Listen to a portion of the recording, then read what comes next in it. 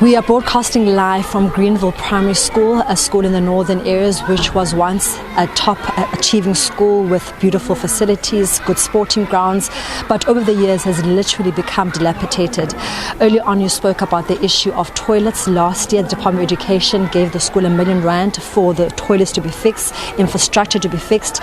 A contractor was employed, given a sum of money, and to date nothing has been changed and the contractor is nowhere to be found. And the downside of that is that the parents and the pupils are the ones that are struggling. We're going to take a look at the toilets shortly, but let me first speak to the parents to find out how tough it is to have a child learning under such conditions as the year starts, with kids eager to learn but come and face the harsh reality of a dilapidated structure as the new school year starts.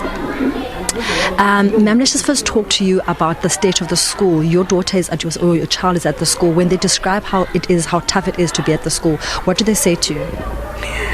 First thing, my child came in the evening and she ran to the bathroom, and I asked her, why you do it every evening? No, Mom, there's no water at school, the toilet is broken, and she don't know what to do. And she's a young lady, she's almost 13. And the other two boys, I have 3 kids here at school, they have the same problem. Every morning I must take the bottles and put water in. I must bring water to school, and some of that 5 liters water they must bring to school. And at the end of the day, my bill is going to be high of that, and I must pay it because it's for the sake of my children. I can't take them out of school. I must send them to go to teach it, learn at school. It must be frustrating to come to school with no water. I mean, water is life. Without water, you can't do anything. So how frustrated are you as a parent when you have to take your child to such a school? It's very frustrated because I have 2 boys. Like me, you see, I have a dread. My children have also dread, so it's hot at school. He's always sweating in. Now in the morning, at night, I must make a cold water bottle icy to put it in his bag so that he can drink it at school. But sometimes I forget. And he's sweating every time, so it's also a risk. They need water. We can't go on like this. The school needs really assistance. And what's your plea to the Department of Education? What assistance would you like for your school? Just to give us water, and everything can come afterwards. We need water first. Without water, there's nothing. Ma'am, you're also a frustrated parent, but you were speaking about the turnaround the new interim principal has made, saying that, there's some changes he's done, but there's only so much you can do without assistance. I would say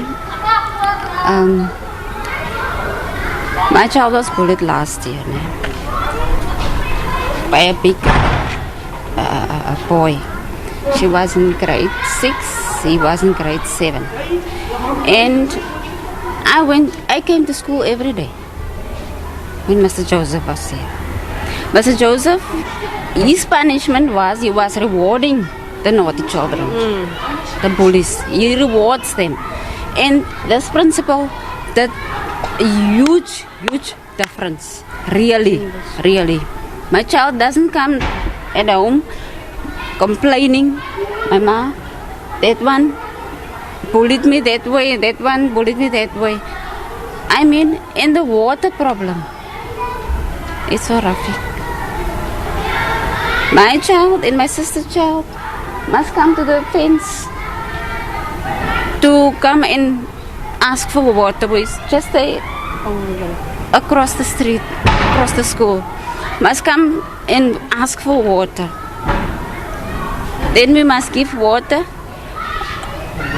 And I think it's the year before last year, when I was one of the 5 parents that went to Department of Education. They allocated they put a 1.5 million for the school's infrastructure. But we don't know what happened to that money. Because the SGP is keeping everything closed. We don't get back feedback. We don't get feedback about that. And so just lastly, before we obviously go take a look at the toilets, you were just saying it's also unhygienic. You've got a boy child, but you're saying for the girls it must be quite tough and the higher rate of infections when the toilets are so dirty. Yes, that is what I'm saying. And I had a child here, a girl child on the school, but she's now in high school. And she was infected. She got an infection. And then we took her to the doctor, and the doctor, it was a serious infection.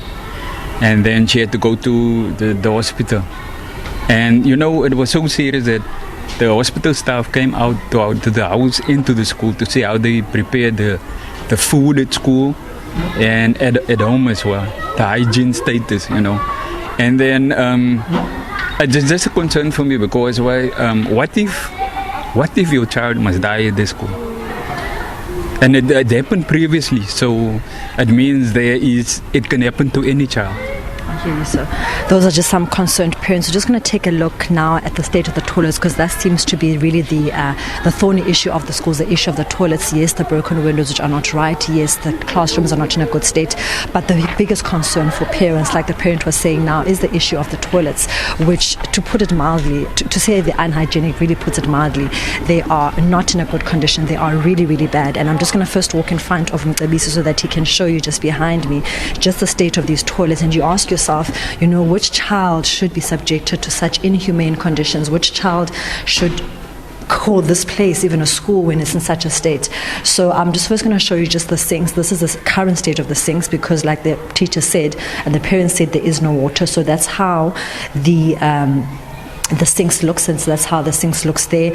On the floor there is broken paper, there is litter all around here. I mean, you come inside here, the smell is so putrid. And then I just want to just show you the state of the toilets so that you can see for yourself.